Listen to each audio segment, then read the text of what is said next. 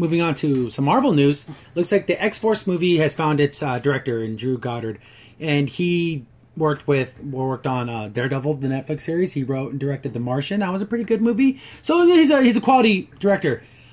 I don't know where they're going with the X-Force. I from what I understand and from what I've been reading and stuff, that it's going to be more Deadpool than it is X-Men. Okay. Because the way that he explained it is like, oh, they're like the X-Men Spec Ops team. So they're a little more grungy, a little more dark. They're the Spectres, the X-Men team. Yeah. Which I don't necessarily agree with that assessment of X-Force, but I guess X-Force in this world of the Marvel X-Men universe, they're gonna be more of the darker team. Well, it's funny when I see X-Force, it's just the other team somewhere else in the country. That's how I see X-Force. I don't see it as the darker version of the X-Men, or the special ops of X-Men. Because I always thought X-Men were the special ops of everything. So I'm glad. Again, I want more X-Men stuff because I believe I still to this day, even though the comics in the X-Men are pretty cringy, but so is all Marvel comics.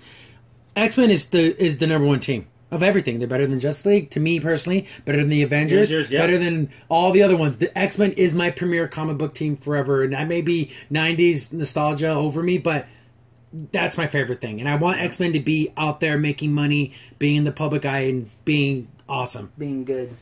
I'm glad we're starting to see more and more of that. So X-Force, but again, after Logan, which kind of feels like that was its own separate thing. Yeah. Because it kind of doesn't make sense story timeline-wise unless things happen in Cable, Deadpool, things Changes happen. It, yeah. But I'm glad this is happening. It looks like a solid director, but I don't know if there's any people attached to it, actors.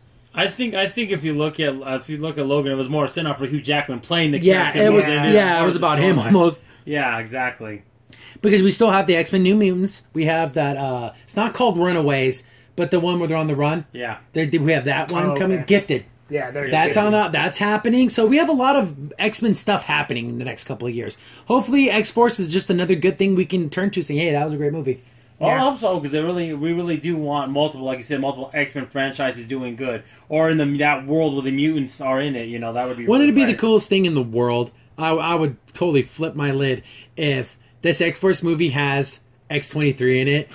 They pulled her from a thing to bring her back, and then make her about 16, 17 years old, but then you can have your Wolverine. See, that's kind of like a me and you comes thing with the X-23. Oh, she needs to come back in the past, be older though. Yeah, we got to do something. Something needs to happen every time we bring it up. Something because her as a little kid, she doesn't need to be on a team as a little kid. That's kind of like, I don't know, child abuse to put a little kid, even though she's an amazing fighter and everything, she's still just a child. She needs to be a kid for a while before they start exploiting her. At the youngest, 15, 16. Yeah. At the youngest. But that'd be cool because, the X-Force team has changed over so many years. I remember it used to be guys like Strong Guy, Forge. Was Warpath on that team? I think Havoc was on Was Havoc on that team? I think Havoc was. Yeah, but that's, again, the team that's the X-Force now, I think is some guy who looks like Grifter from what was that one series Image did? The guy with the red mask, but he's like a gun guy. You have Archangel, looks like Psylocke, Deadpool, but they all wear white and black. Yeah. Which is the motif, and you have Wolverine, but then there's Old Man Wolverine in the comics. It's so confusing. Yeah. But so hopefully, I have no idea when, where, and how this is going to take place. No. Does it take place after X3? Does it take place after Days of Future Past? Does it take place during the First Class series? I feel like I have no idea where this takes place. Who knows? All I know is it's in its own little... It's X-Men, and I'm glad it's happening. Yeah, it's its own little world. Is it going to be connected with Legion and all those other... See, we don't know. I don't know. That would be cool if it were. No, Legion can make anything happen, so let's bring X-23, have Legion do it. I'm going to make this happen, damn it. Somehow they're going to bring her. But everything was falling apart, and he comes, I got it, guys. He just changes everything. Which is so funny that he could totally just do that, which is crazy, but he can. Which is world-breaking, stuff. That's what makes him cool, though. And they did it so well. Oh, yeah, they did. And then I forgot to even mention that Legion Season 2 is coming out, too. So there's a lot of cool things happening in the Mutant X-Men universe that deserves to be at the forefront. I know the Marvel TV series on Netflix are great. Man, Legion stands right there with Daredevil. Oh, yeah, it does. It's that good. But the sad thing is it doesn't get the same recognition. It's on FX. Yeah, it never gets the same recognition. Because obviously because of certain content, they want to be it's definitely more rated R. That's why they do that, but... And not rated R like how Punisher's rated R. It's rated R in the other way movies get rated R. Just so it's out there, yeah. And like you said, if you need to watch it, the people that have powers in are really out there. They're very out there powers, the mutant powers they have. It's not. But that's what makes mutants cool. Yeah. Because you can do all this crazy stuff. But anyways, I'm glad it's happening.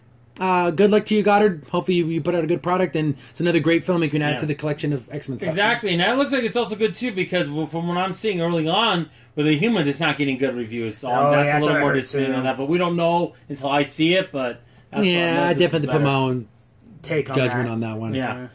Hi guys, Crimson Sin here. You just watched a clip from our weekly podcast show. Be sure to check out the full podcast available here on this channel. Also, if you like the content and you want to see more of it, be sure to hit the like button and also go ahead and subscribe. Thanks for watching. Stay tuned for more.